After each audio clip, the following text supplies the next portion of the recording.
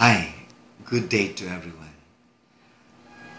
We are all happy because we believe that something good is going to happen to us today. And because of this belief, then we are happy and we will always be happy because God always takes care. God always loves us. God is always on our side, no matter what. But sometimes we forget, and sometimes we do not recognize.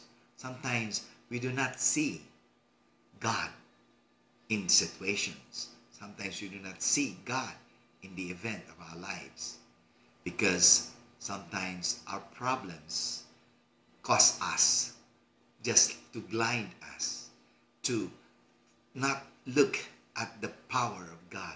We look so much on our weaknesses. We look so much on our limitedness. We look so much on our sins.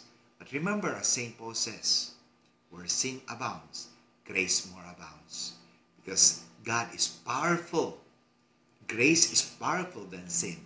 God is powerful than the devil. God is powerful than man. And because of this, keep trusting in God. Because God cares for all of us. Thank you for listening.